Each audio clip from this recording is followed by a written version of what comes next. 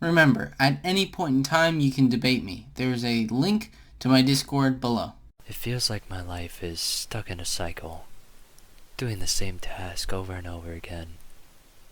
Life is going at such a slow pace every day.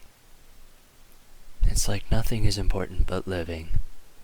Day by day, week by week, month by month. Work, eat, and sleep. We continue this repetitive cycle till it all ends.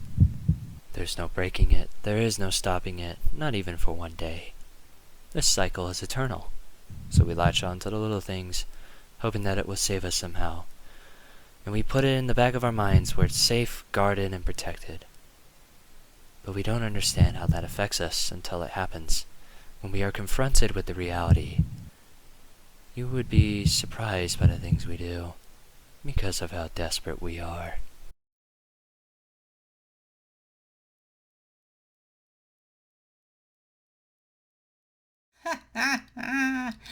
You thought this was going to be a thoughtful video, didn't you? Nah, this video is about clapping some booty cheeks. Now some of you are confused. Don't worry, mere child, I've come to guide you on this journey. This is mostly a response video to Tex's response video to Cosmonaut Variety Hour's video on BVS and Man of Steel. Inception, I know. But don't fear, my friends. This video is pretty digestible. Cosmonaut sounds like the guy that you want to hit. God fucking damn it, Zachary. And Tex, well, he's not only the other guy, but the guy that kind of sounds like a nerd. Sorry, Tex. I've already covered this in the last video, but I think BVS and Man of Steel are poo-poo movies. They are not very good, and if you're asking if it's alright for dissing someone else for them liking something, well, I have a friend that likes Zack Snyder's movies, so I have the Snyder Pass. Oh yeah. And as for why I'm doing this is because I believe in the idea that 1, there is such a thing as objectivity, which is the idea that there are things that are undeniably facts about reality, and 2, that there can be people that can influence harm in the discourse. Those are the 2 main reasons why I do what I do. Also, yes, this is an hour-long video, and I know the follow-up question. No, I don't have a life. Final note is that Tex's video quality is like really bad for some reason. The video says it's at 1080p, but that was a lie! And the audio in Tex's video is also pretty inconsistent, so I did my best. Now for the introduction to Tex. I need a segue, so quick! Cyberpunk! It's having issues! We can't fix it, sir! No, we can. It will be launched into stores. When? For how long? When is that gonna happen? We need to fix all the bugs. Don't worry. It was already released yesterday! Tex, a YouTuber that needs no introduction. There's a high likelihood that you've seen one of his videos if you were tracking the Snyder Cut scenario on YouTube. Tex is one of the biggest examples of Snyder cultists coming up with ridiculous points to defend BVS and Man of Steel, but that's one of the reasons why I'm covering him first. If it sounds repetitive, that's because it is. The reason that's important is because how well he defends the Snyder trilogy is his fundamental backbone, meaning you cannot make the argument that he's better when talking about other stuff, because this is the whole reason for being where he is today. So what I've gathered here from this story is a man of desperation to defend the movies he loves so badly that he will use anything at any cost. To slip away from criticism, to saying things that have already been debunked yet doesn't show evidence of this, to saying that the opponent doesn't understand the movie when he never proves this. This is frequent whataboutism all the time, and even to use out of context clips to back his point. 90% of the time, not even trying to give ground. He's basically that desperate. Okay, let's make one thing clear. I dislike Marcus. I think his takes on movies are bad and generally has bad taste in movies and how movies should be criticized. But saying this, I think he's on the right track with this video. I do this not to defend Marcus, but rather to point out one of the big flaws with Tex's arguments. Oh, I said one. Oh, I'm so wrong. I believe what a lot of things Marcus says in this video is close, but misses. But even then, Tex's response is downright horrible. saying that there is one big problem with Marcus's video that I fundamentally disagree with. That is the idea that characters being different from the comics is bad. I understand that the source material is important for some people, and the fact is, sorry, but solely comparing the two is not how a movie should be judged. It should be judged as its own thing. We'll skip that part of the video. So this video is pretty simple. I'll be going over the Cosmonaut Doesn't Understand BVS. In it, I will address nearly every single point. At certain times, I will bring up other videos he makes that relates with that point that I'm making. I will at times use a breakdown of like a certain phrase and briefly make facial appearances. Comedy in here is not the main focus. Random note, I will not be bringing up his Man of Steel is the best Superman movie video because a lot of the points in that video he makes here. That also accounts for all the other videos that he brought up and made, mostly because they're pretty niche and they're like a few minutes long at most. Except of course for the videos that I will be bringing up that are related to my point like I previously said. One thing that he doesn't do is that he doesn't take people out of context and tries to actually address the points he's given. So, good on him, I'll give him that.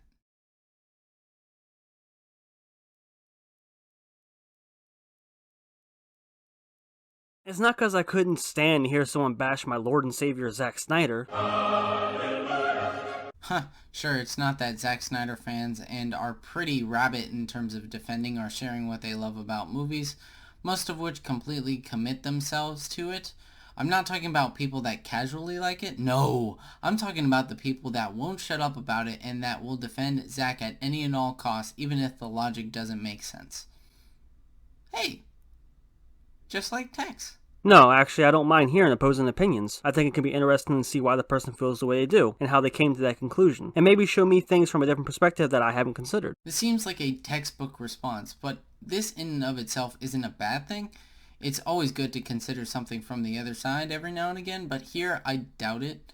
This isn't a point against him, I just wanted to mention that. The theme of today is irony. Marcus sets it up right in the beginning when he claims Snyder doesn't understand Watchmen, Superman, and Batman. But then Marcus will go on to not understand several parts of the movie. Oh, that's double ironic, considering the ways that you come up with defending BVS and Man of Steel make little to no sense. It's almost like you don't understand the points you're making. But don't worry, we're only a little bit in. Oh boy, you'll see what I'm talking about very soon. You can make a movie that has a boring-ass story, but if you make the main character relatable and interesting, it will still make money, and people will still go to watch it. Marvel has been doing this for years now. Most of these movies are not very ambitious as far as story is concerned. They are simply carried by their charismatic characters. You say it like it's a good thing. That sounds pretty boring, and because of this, more than half of the MCU movies are skippable and don't stand out. I mean, Captain Marvel, Iron Man 2 and 3, Doctor Strange, Thor the Dark World, Far From Home, Ant-Man, both of them. Really underwhelming and forgettable movies, even if the leads are charismatic, as you put it. Now, did Marcus say it perfectly? No. But he has a point. People want to watch the Marvel movies because of their characters. Even if most of the Marvel movies can be bland and boring, the average is still better than the DCEU's record. Hence why we have very few movies about this version of Batman and Superman. Because very few people like them, versus there are way more people that like Thor, Cap, and Iron Man. You can say all you want about the lows being lows as BVS and Man of Steel, but the highs are way higher than the DCEU. And if your response is that the DCEU has higher highs in your view, too bad bitch, you fell into my trap card. Marcus was talking specifically about why people like the MCU versus the DCEU, trying to explain why people like the MCU.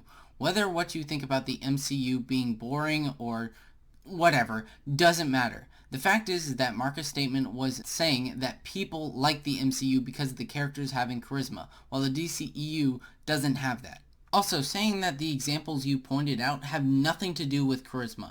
Yeah, maybe Ant-Man, but the rest is not the case. A good example of this is Iron Man 2. Iron Man 2's problem, I can assure you, is not his charisma. It's everything else. Not making any sense, and the villains just being nonsensical. Oh, and also, the movie itself is kind of boring, because it's too long. The opening scene is a good example of things being too long for no reason. I don't need to see Superman's dad flying around on a dinosaur and doing karate. I know the planet's gonna blow up, let's just speed it up. The movie is also 2.5 hours long, and if you look at the plot, it's kind of hard to understand where they're filling this time up, because it's not a complicated story. I just want to touch on this because I don't think Man of Steel is much longer than any other movie in the genre. Most comic book movies always seem to stick between the 2 and 2.5 hour mark, so Man of Steel being 2 hours and 28 minutes isn't anything out of the ordinary, and I can't really think of many scenes that they could have taken out to make it shorter. Was talking about the feelings about it being slow, or specifically the pace. An example of this is Civil War and Wonder Woman 84 in terms of pacing. There are only 3 minutes off, yet Wonder Woman 84 feels way longer than CW. Mostly due to the fact that everything in Wonder Woman 84 is slow, most of which are scenes of them talking without any drama, and the same can be said about Man of Steel. They're really slow films. This is due to most of the film being out of order, giving a feeling of little progress. Also, the film's pace is generally pretty slow. Personally, not a problem for me, but it is an objective issue. The last third of this movie is just blind mass destruction and violence. It's basically a 60-minute long Dragon Ball fight. And it's not like this movie even has the cool action directing that Snyder is known for. It's literally just characters slamming into each other for an entire hour. After a while, you just become desensitized to it. My eyes just glaze over as it keeps going, and it keeps drawing out, and I care less and less.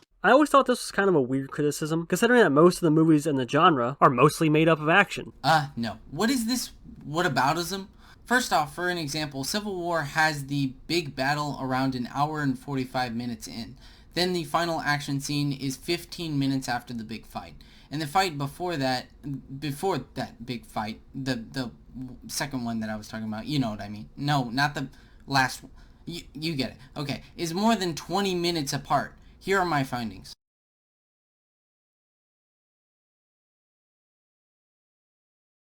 And just to be clear, these are after the half point, because that's what Marcus was mentioning about Man of Steel's third act, while Man of Steel's action in the third act is this.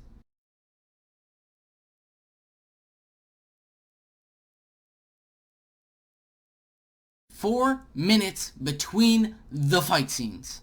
No matter how you put it, the third act of Man of Steel is pure action. So Marcus making the assessment that the third act is nothing but action is 95% correct. There is only one thing about this quote that he's given me that isn't right. The only thing that Marcus said that was wrong was that he said it was like an hour, which is not true. Other than that, he's correct, and is a flaw with the film. So what is wrong about his statement? Because after near non-stop action, it is incredibly tiring. So let's say that he's right about other comic book movies that make up the action, even though Marcus's statement was talking specifically about the third act. Let's say he's right about other superhero movies having the same amount of intensity of action scenes, even though they don't have the intensity or destruction as the Man of Steel end fight scene. But let's run with it. That is whataboutism.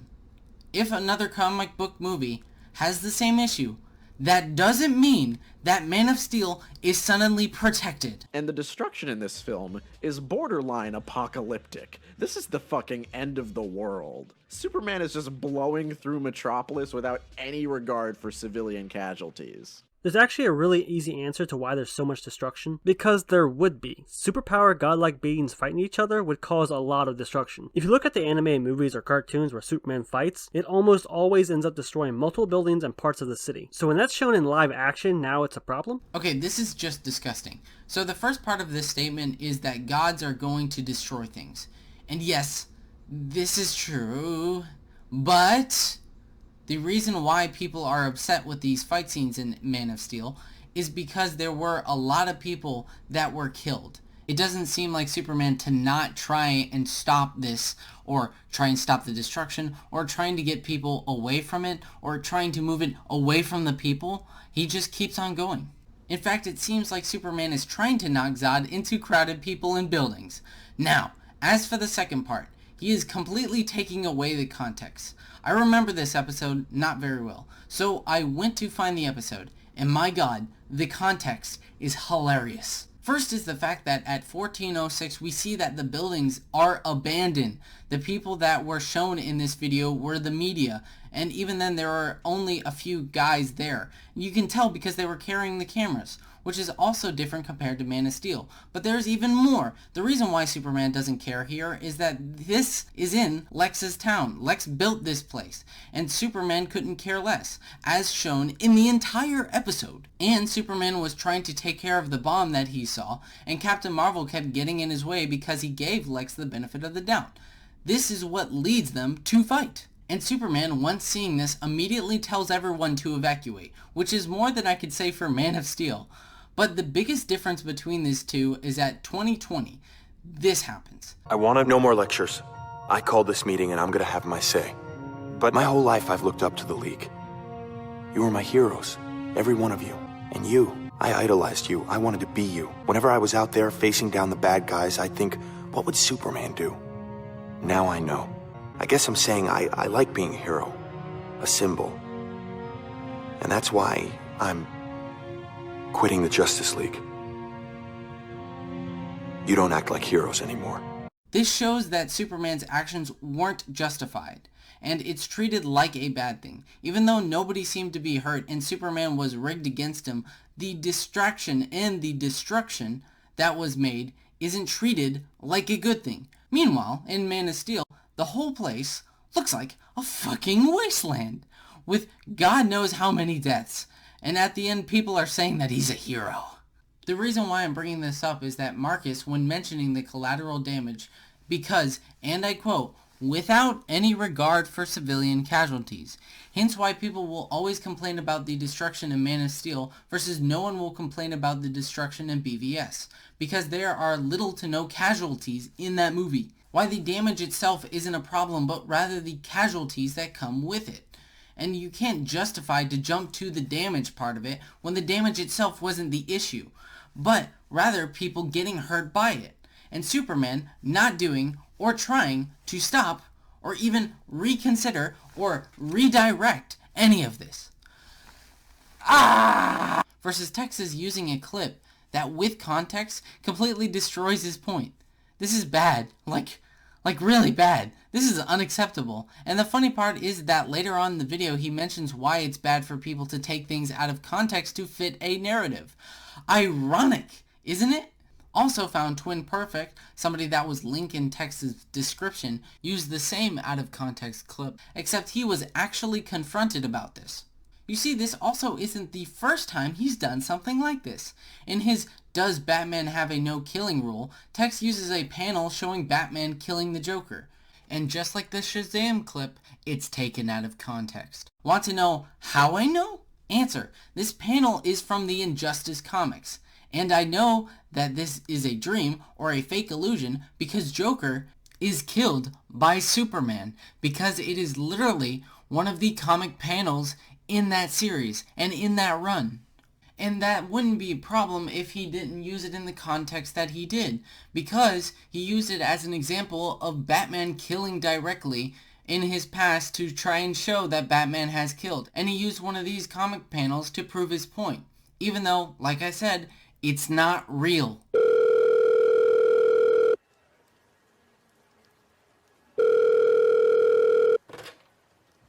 I don't regret quitting my job, though.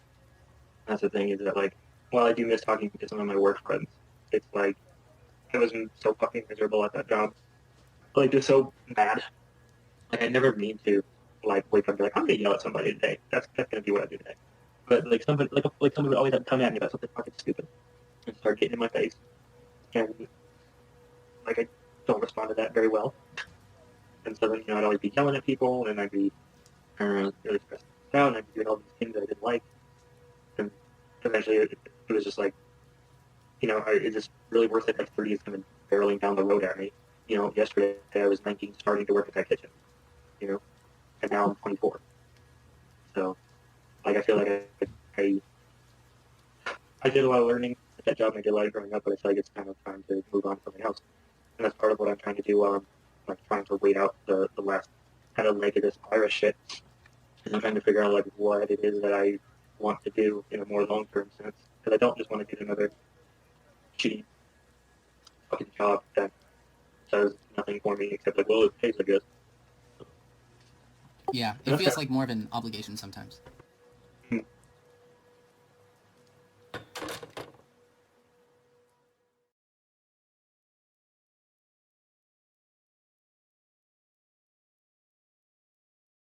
Also, most of the damage caused in the movie isn't even Superman's fault. So to make this quick, yes, you're right. The damage like the world engine and some of the other things Zod's goons do. And that's not the problem. The problem is that a lot of the fight with Zod and in general doesn't seem to try and stop much of the damage at all. He doesn't even seem to care that much. Even you admit that it's bonkers that he went through a local 7-Eleven and the plant, which wasn't good. And yes, people that say that Superman should have prevented damage that he wasn't around for is dumb. Go to dumb jail. But we don't have any scenes of Superman doing anything about the damage that is going on around him or for the people around him. The only exception to this is at the end of the last fight scene, but I have a feeling we'll touch upon this later, so I won't talk about its problems now. Hey, maybe Tex is right. Good thing there's no such scene of Superman lasering a ship that has the last remains of Krypton that completely rams into multiple skyscrapers. God, that would suck. That would be a real character assassination, but thank God that doesn't exist in this movie. This makes it even weirder in future movies when the characters in this world see Superman as a hero, because as far as I'm concerned, he's a war criminal. Alright, get ready for this. Here's the woke centrist take. I think honestly, it's both. In Man of Steel, we've seen one of the civilians calling him a hero, and in BVS we even see a statue of him. So clearly a good amount of people like him. But, like Tex says, In this movie, he's seen more as an ally because he's the only one who stands a chance against Zod and his followers. And that's only after the military starts shooting at him. Before then, they also consider him a threat. And even at the end, they're still uncertain. that's also true. So I honestly think it's a mix of both. Now something that bothered me a bit is the context behind Marcus's statement. Now, about an hour into this movie, we see that Clark accepts his role as a superhero, but by this point, we don't know anything about him as a person other than the fact that he wants to do good, which is a trait that every superhero just comes packaged with, so it's not really that special. Seeing him fly for the first time uninhibited may look cool, but it kind of feels hollow because we don't know this person. And after he becomes Superman, we don't get any scenes of him saving people or doing anything Superman-like. We don't get to see him be Superman. It skips the part where the superhero does superhero stuff, and it goes straight to the final battle. See, the context is that Superman doesn't feel like a superhero because there aren't really scenes of Superman being a superhero. So we mentioned that it's even weirder that some people think that he's a hero when there's little focusing on that. But this isn't nearly as bad as the last thing he took out of context, and it was most likely a time thing. I've done that sometimes too, so it's excusable. Mostly excusable. There are still problems, but it's not as bad as it can be. And to top it off, it ends with Superman murdering Zod, which is just so very wrong. I've already clowned on this scene before, so I'm not going to repeat myself too much. If you're strong enough to snap his fucking neck and leave a shockwave afterwards, then why don't you just aim his face somewhere else? You didn't even try! After this, he goes on to explain who Superman is as a character, but I want to talk about the Zod neck break a little bit more. How else could he have finished the fight? There's a lot that he says here, so I plan to respond to all of it.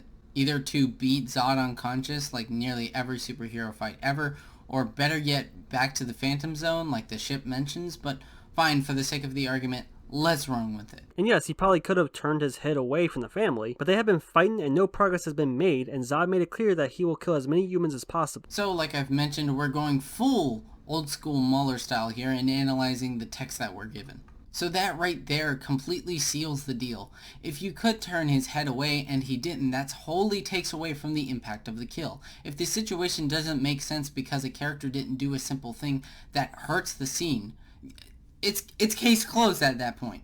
Everything you say after this is pointless, just justifying something you've already gave enough ground on. Yes, you're right, but how they got to the end point doesn't make sense or work. I agree that Superman killing Zod is a solution that makes the most sense, but How they got there doesn't. I mean, hell, Superman did the job for him, but yes, I know this already. Again, how we got to the goal doesn't make much sense. Also, I'd like to mention that the family could have easily escaped by ducking under the laser or running away where there's clearly space for them. Alright, the next one is going to be kind of long because I want to understand what I'm truly responding to and giving a proper context to the full argument, and then let my full argument play out. This is interesting to me because this whole movie is about Clark Kent finding himself. People go into this movie assuming that Superman is going to have all these traits right off the bat. That isn't this Superman yet. This is a journey to the version of Superman that people are more familiar with. This whole movie is a learning experience for him, and is actually a more human version of Clark. He knows he's different and knows nothing about his past and feels lost with his place in the world and has been seeking answers. And throughout the whole movie, he shows us that he isn't infallible. From little things like taking some clothes from someone's car instead of asking for them, or destroying this douchebag's truck. Both scenes that Marcus isn't a fan of. Again, this isn't the perfect Superman who makes all the right choices all the time. This Superman makes mistakes. I'm tired of this argument. He doesn't have to be perfect. He just needs to be a superhero, which hasn't been shown to be one at all. With things like the collateral damage in the neck snap, as we've already talked about, is an issue with the character. And the fact is, there's little to no saving in this film, and when he is saving people, it's treated like a bad thing and advised against him just because he should keep his secret. And the other main issue is that he's constantly stuck in the denial of the call in the hero's journey over and over and over again. He doesn't really truly become Superman until he picks up that spear and dies. And I would say even more people would say that he doesn't really become Superman until like the beginning of Justice League, where he comes back to life. So it's just really hard to root for a character like this when we have seen so many morally gray and downright evil actions. That too, in considering he has little to no charm, and he's basically just a walking plank, it's hard to root for this character, let alone as him as a hero. But again, we'll touch upon this later. If you thought this was a dick move, that's because it was. That's the problem. The movie doesn't treat it like a dick move, because this scene is in no way heroic. In fact, once something like this happens, they are usually punished for doing something like this, because, you know, that's the point of a superhero movie. I want to briefly mention this now, but one of the main reasons why this Superman doesn't work is something called objectivism. This Superman consistently reinforces the message that the only thing that matters is loved ones and yourself, and the world doesn't owe you a thing, which is near impossible for a superhero film because superhero films are about being selfless. So trying to bring this back around, he doesn't have to be perfect. He just needs to be a reason to be Superman and to do things superheroes do to make a better character. In fact, here's the problem with making him perfect. If anybody has seen Captain America 1, you know that Cap is a really flat character. The struggle is only physical, and after the first 20 minutes that's fixed too. So we're left with a one-dimensional character that only wants to do good things. As you see, both sides of too much leads to a very flat character. So no, me and Marcus don't want a perfect character, but rather qualities that fit for a superhero movie. Because while Cap is one-dimensional, at least his main theme of being a hero doesn't counter the genre that he's in. Later on, he loses his temper when his mother is threatened and crashes through a factory and gas station. This is all part of the learning experience. Yeah, it's one thing for a police officer to shoot a suspect due to self-defense on the first day, but then there's unloading a machine gun in a crowd full of people is another. Okay, that was an obvious joke, but in seriousness, the death in these fights when Superman is around, some of which are his fault. Let's take the two that you've mentioned. For the factory, you can easily have him go up or down. He can simply go up and then ram him into the ground, or doing more damage, way more damage that way. Also, just like ram him into the ground, stopping his momentum. Both of which doesn't go through a fucking 7-Eleven. But here's where Tex's argument falls apart. A learning experience would imply the fact that he would acknowledge it. And wait for it, the damage in the film goes completely unpunished, and Superman never accepts that it is a flaw that he has. This is the fundamental difference between what you're arguing and what actually happens in the movie. I think the laziest shit that you can do with this character is compare him to Jesus. And that's all Zack Snyder does. Superman has been compared to Jesus throughout his whole existence, because he's always been portrayed as a powerful, godlike being, and a beacon of hope with ideals to strive towards. And in many comics throughout his existence, he's been compared to Jesus or presented as like a messiah figure. This is nothing new to the character. So first off, yes, not everything he does is Jesus-like. I think he was over-exaggerating for comedic effect, but fine, I'll take it, whatever. On the other hand, the comics also use Jesus imagery. And to that I say, it's whataboutism. Again. I already went over this before. Stop doing this. It's a scummy tactic at this point.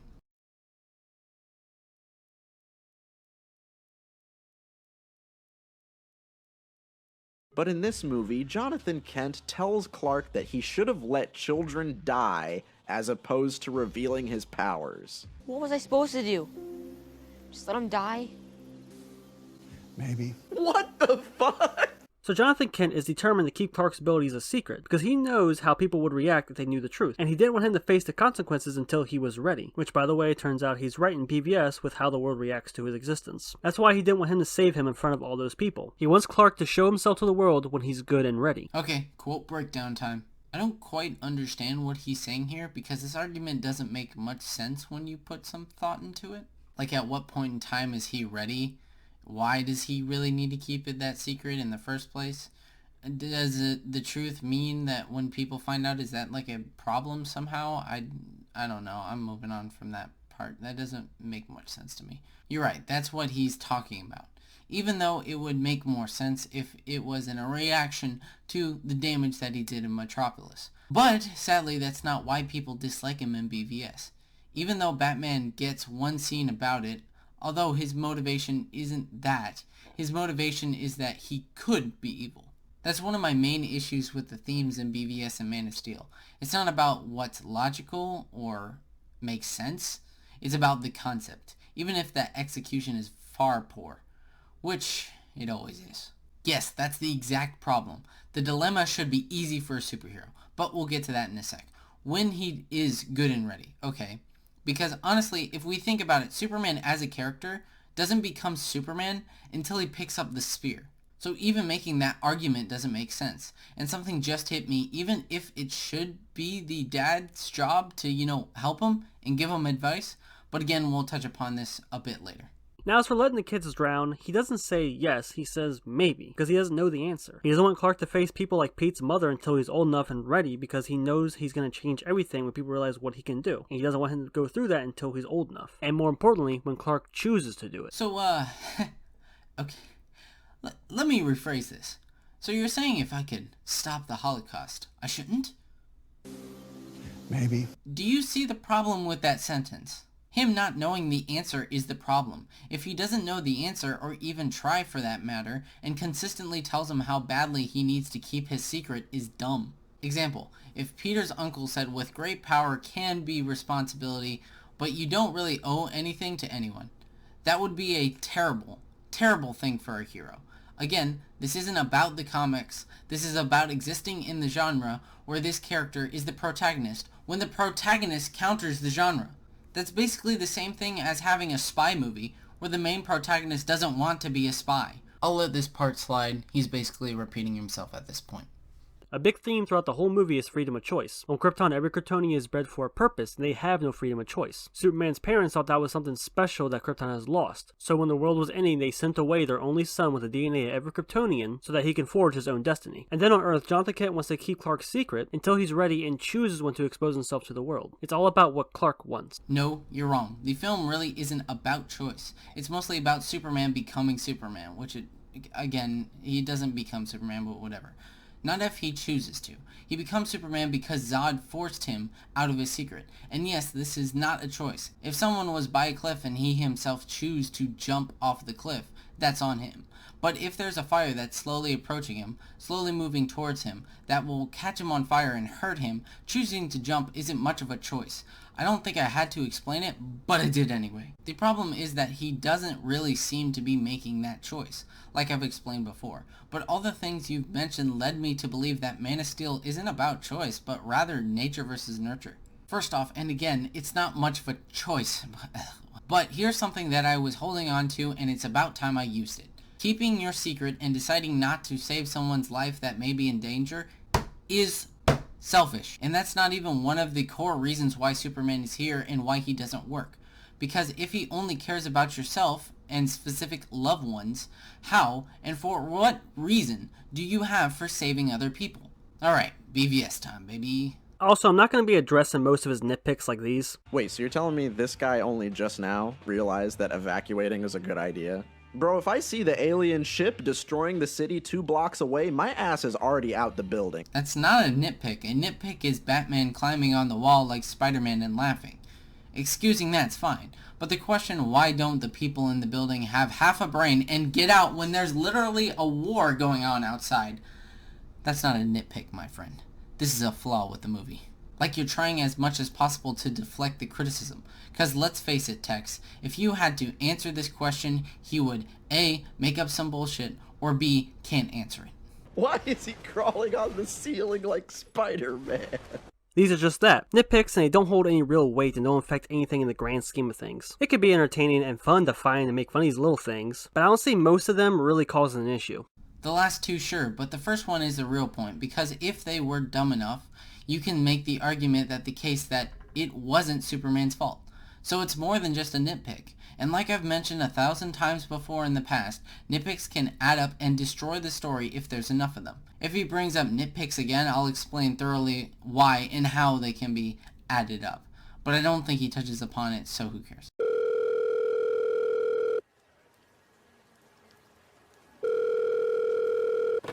Also, the only time I've ever had, like, I've actually seen my skin get melted off is at the kitchen. Whoa, what the what? Yeah, so we have these, like, crazy-ass, like, hot ovens, and some dipshit decided to overload. They had, we have these big old pans, these big flat sheet trays, we call them, where we put, like, a bunch of stuff that needs to go in the oven and, like, get bulk cooked. So, this one dude, like, overloads this motherfucker with, like, sweet potatoes. And it's, like, super fucking heavy and awkward and weird. And so I come to pull it out, and, like, it almost falls, so I, like, catch it. But when I catch it, a corner of it, and keep in mind it was in, like, a 500-degree oven, like, a corner of it starts touching my arm. And, like, I don't notice it until, like, maybe, like, 20 seconds after I grabbed it. And I'm like, oh, fuck, ow. So I come out, I put it on the table, and then I look at it, and then, like, it's, like, just in the place where the corner of it touched my arm, the skin's, like, bubbling off and shit. And I'm like, oh, cool. Great. I am taking that and totally putting it in the intermission. Yes! That's all perfect. Work story. stories. Yeah. Yeah. This story is awesome. Oh my god, that sounds so rad. I mean, it's terrible, but I mean, it sounds rad when you tell other people. Yeah. Dig the scars.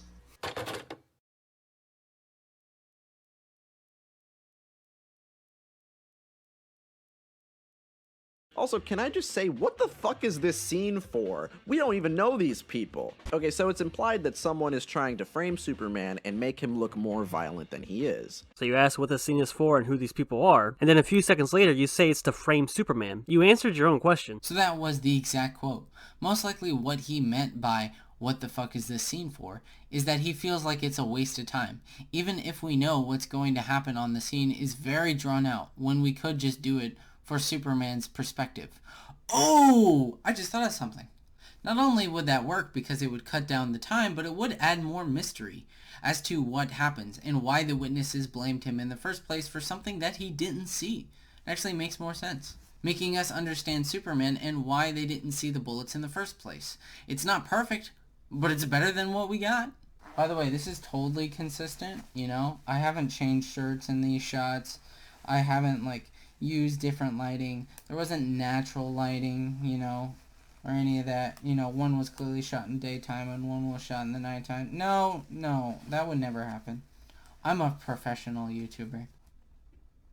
But you also misunderstood this scene. This wasn't to show Superman to be more violent than he is. This scene was to frame Superman by showing that his actions of getting involved caused people in the village to get killed. And he is framed by Lex Luthor's goons by killing everyone and lighting them on fire. And then he has this woman lie to the Supreme Court and say that Superman's action is what caused the massacre of her village. Dude, that wasn't even a response. You just explained what Marcus said, but added a little bit more detail.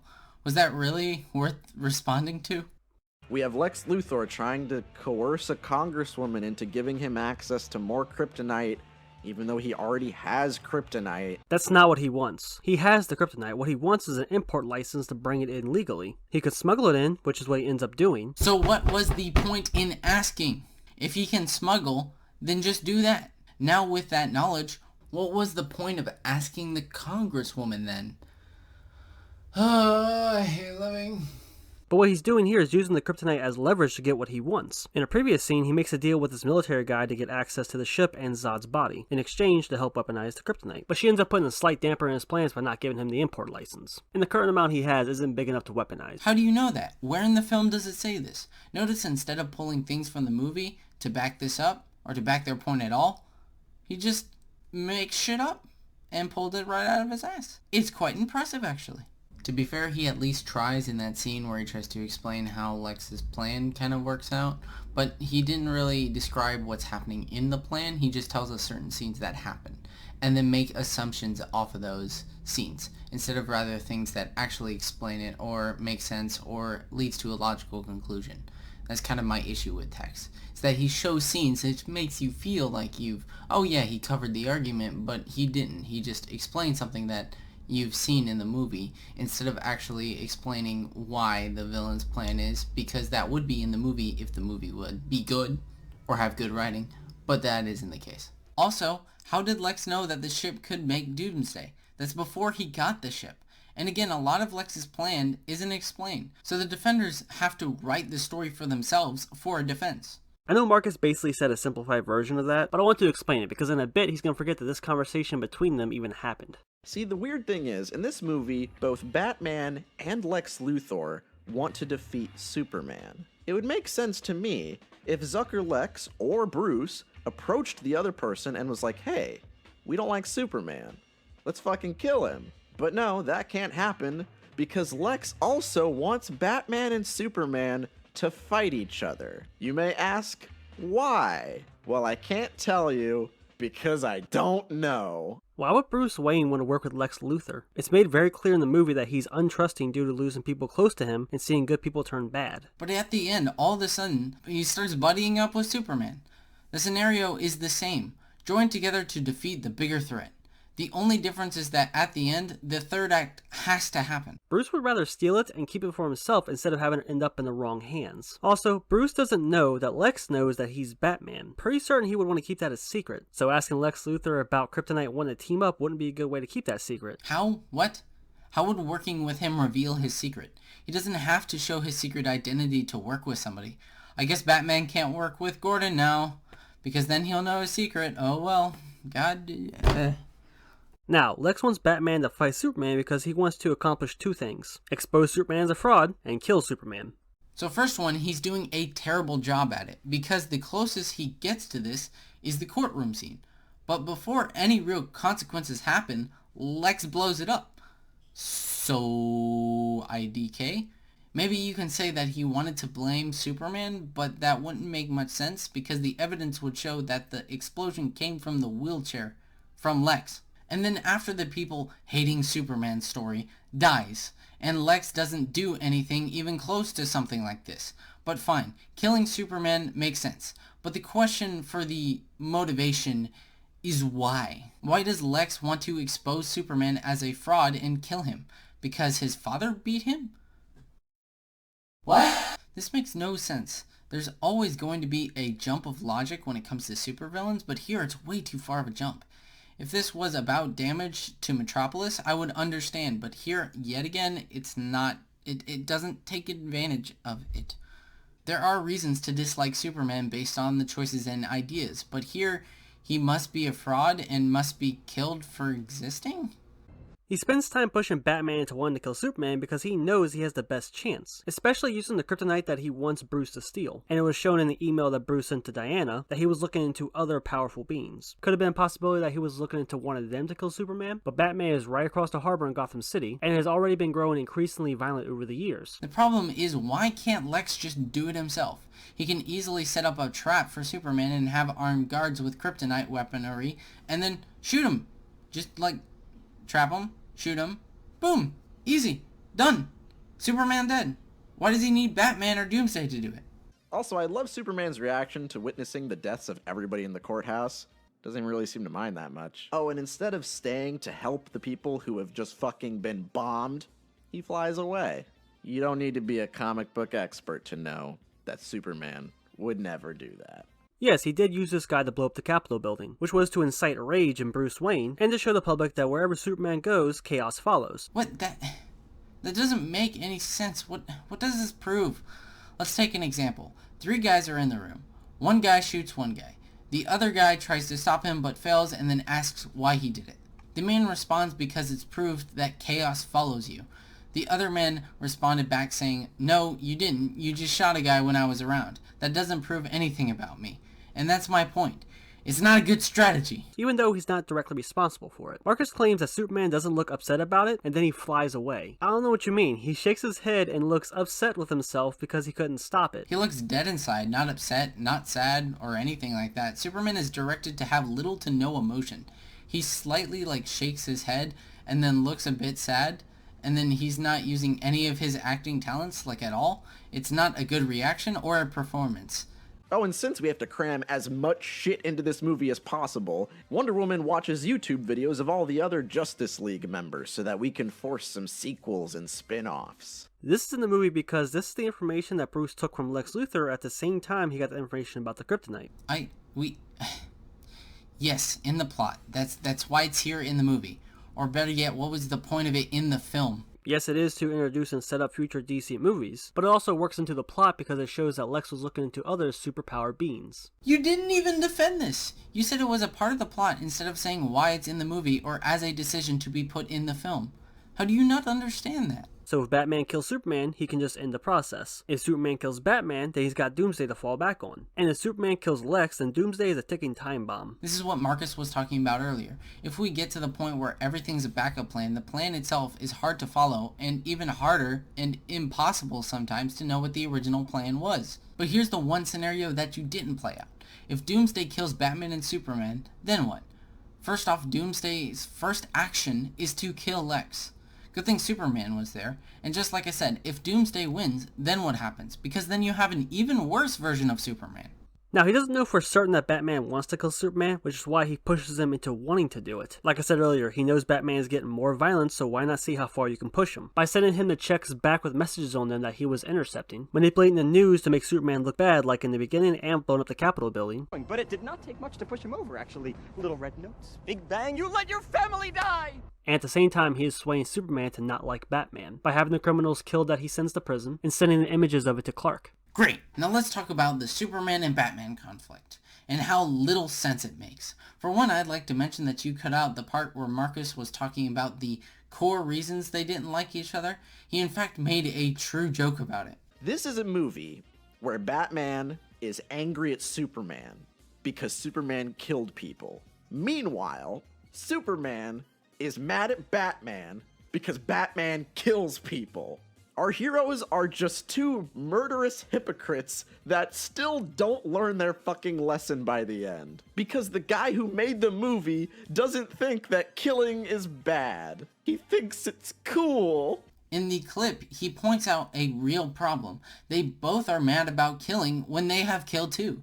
Yes, there is specifics, but that is at their core why they're upset with each other. And if you're not convinced, let me show you. Superman showed at a time and time again that the reason that the Batman is an issue is that he takes the law into his own hands. The examples being the drawing, the mother, and the branding in prison. The problem is that Superman does the same thing. He very much takes the law into his own hands when destroying the civilian drone and kills on. Whether or not these actions are justified isn't the point. The point is that both of these instances, Superman takes the law into his own hands. So that motivation makes him a hypocrite. But if we were to also say that Superman is mad at Batman for killing, then we know that Superman has definitely crossed that line already. And he even brings up to Batman that Civil liberties are being trampled on in your city. Good people living in fear. which we know is something that Superman in this world should not be bringing up, due to how 50-50, I'd say, in BVS dislike him. So again, that doesn't make much sense. And from Batman's perspective, it starts to make sense. Then it doesn't. The first part shows Batman's motivations, or so we think is about the damage in Metropolis. But that's not his motivation. His reason is that Superman has power and that he could be evil, which is a shame because at the start of the film you think that would be a reason. I'm following two ideas from that last sentence. One, Batman dislikes Superman because of his power, and this ties into the problem with Zack Snyder and his use of objectivism that heavily damages the themes in both films. Two, that the damage in Metropolis isn't really in this film. You would think that by the beginning, but none of the actions taking forward are against Superman for this reason or for this state of mind. But sadly no, which both bother me. And the only guy that actually cares about the destruction in Metropolis is the guy in the wheelchair, which also bothers me is when he talks about Zack in this clip. But there are people out there who don't like his style of storytelling, they don't like his overuse of slow-mo, they don't find his movies visually appealing, which is fine, just a personal preference thing. This is where I take issue. Things like the interpretation of characters, tone, and generally things like that are more subjective. His themes are broken, his character arcs make no sense, and the collateral damage in Metropolis is not subjective.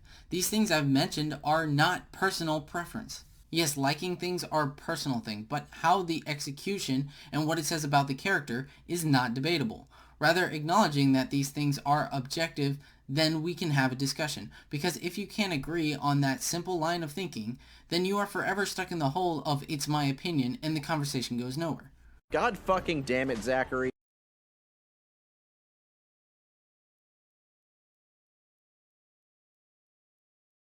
Uh-oh, it's stuck.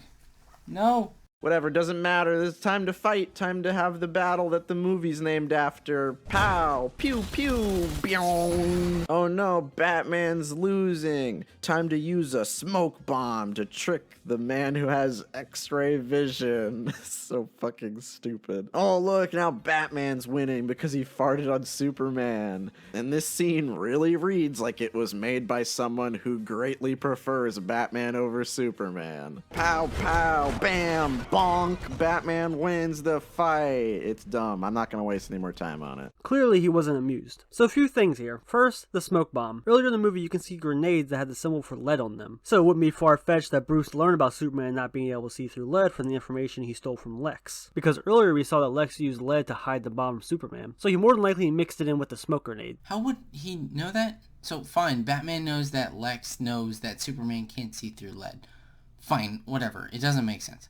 But then, how does Lex know that Superman can't see through lead? How did Lex know that Superman couldn't see through lead?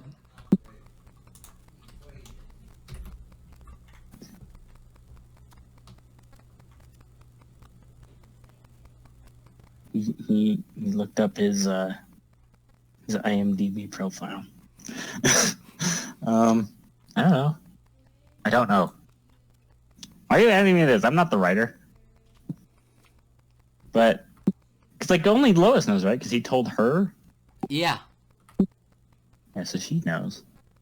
So it must be Lois all along. God damn it. Maybe they did tests on Zod, and they're like, oh, something with lead. I don't fucking know. But when they need his eyes... He knows! Yeah, they looked at his eyeballs, and they put some lead up to it, and they're like, nope. Can't see through it. I just like professional scientists sitting around a room just going, nope, you can't see it. Nope, can't see through lead.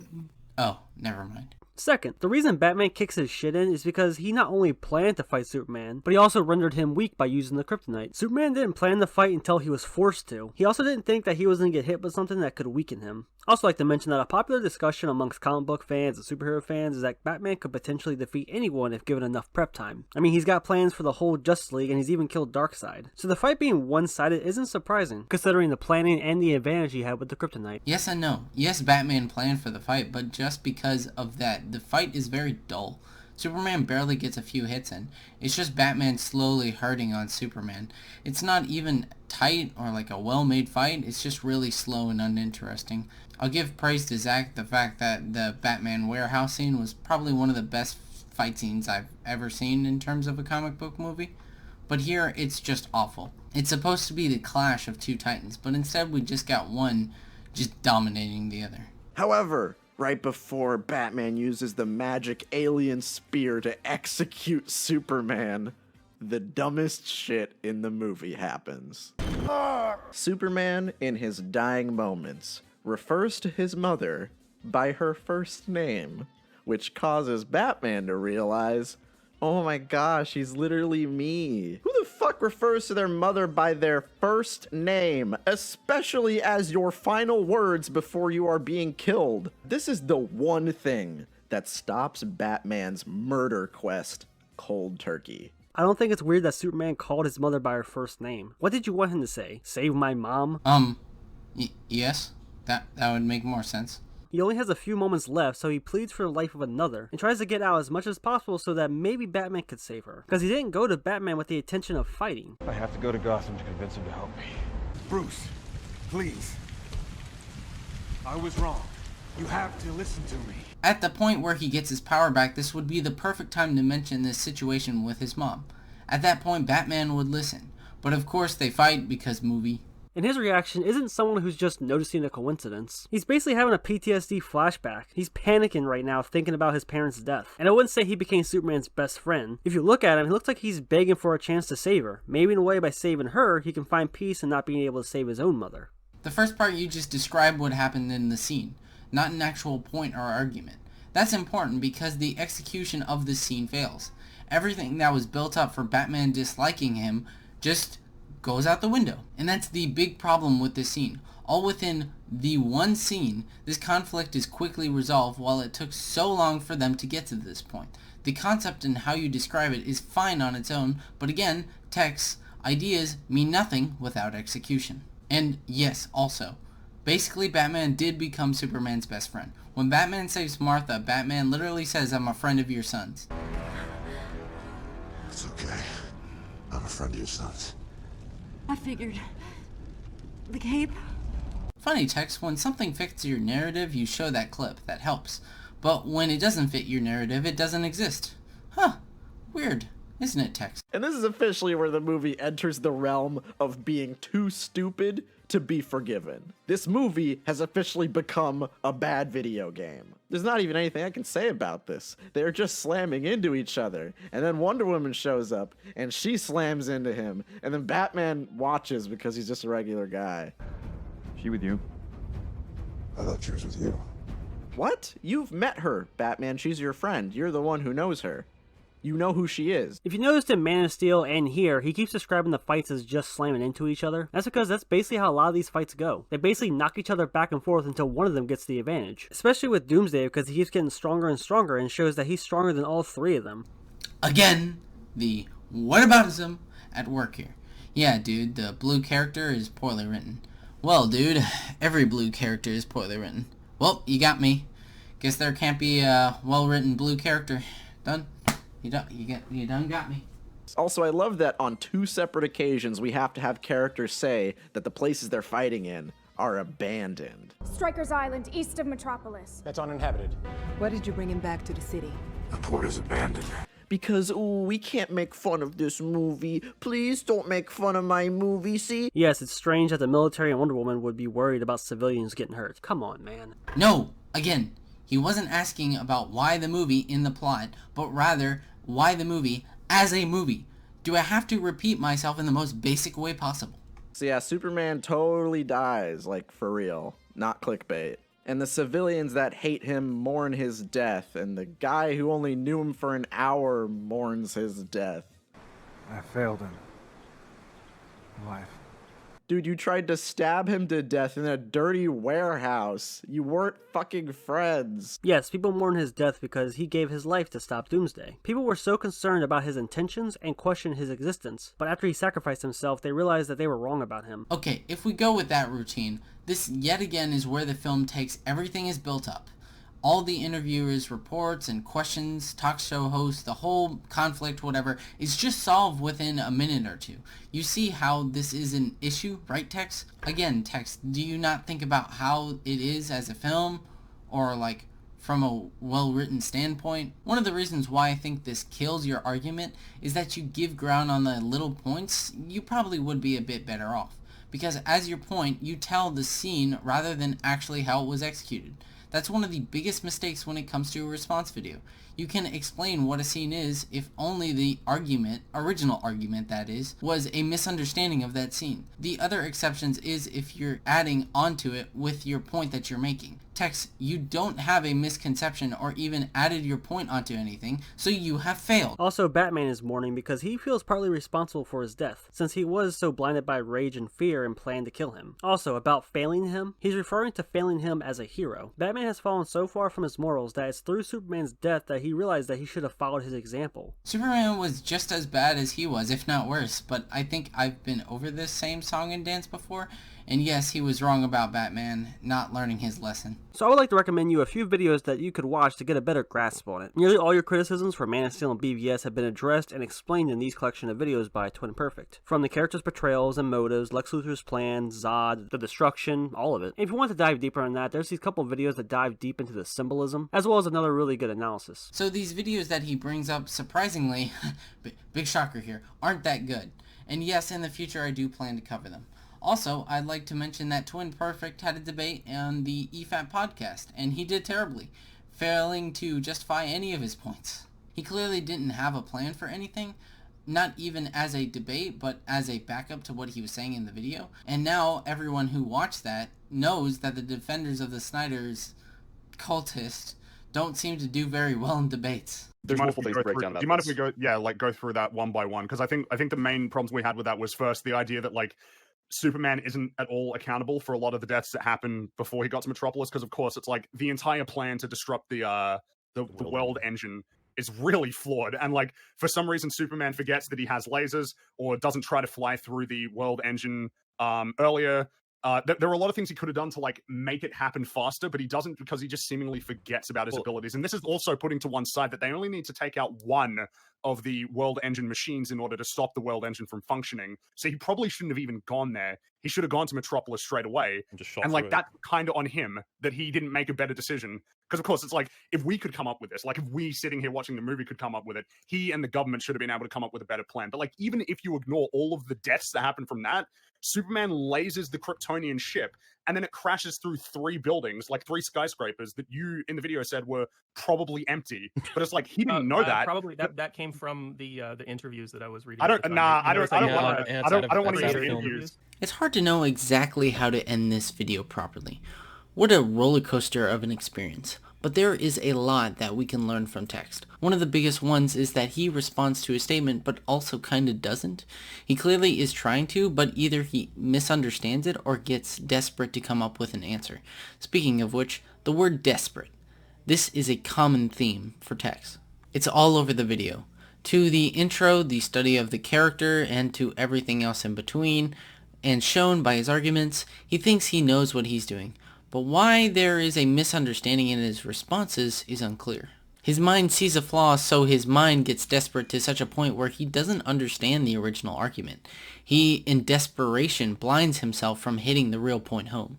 And the funny thing when editing this video is that text leaves quite a bit out. His video is structured so weirdly. He basically chops off bits and pieces of Marcus's video just so he can save time. Tex is playing little shorts of Marcus's points, like how the whole section with Man of Steel Superman and how he feels about it, and how everything is out of order. This leads to the response not feeling quite fluid. By far the best part is when Tex says Marcus doesn't like X, and then the very next thing, Marcus says, I don't like X thing, and then explains why, which is so strange. And it doesn't seem like he really cares about what he's responding to. Usually you say X thing is bad, but lol dude, it's not. there's no real sense of analyzing the source material of the original video. It's a damn shame. Because so far, I think Tex is one of the better defenders of Man of Steel and BVS. But then again, that's not saying much. Saying that though, thank you for watching. I do plan to do more of these in the future. Longer videos, I mean, not responses. Maybe responses every now and again. This isn't technically an AR, and it isn't technically a Devil's Content either, so it just fits both. And if you somehow made it to the end, thank you. I'll catch you in the next one. That's what I feel like I'm trying really hard to improve upon, is that it's not, no, I'm right and you're wrong. It is, you know, I'm trying to have it more be a discussion about what we took away from the movie, because that's what I think is so exciting and interesting about the movie. Yeah, cool. Yeah. I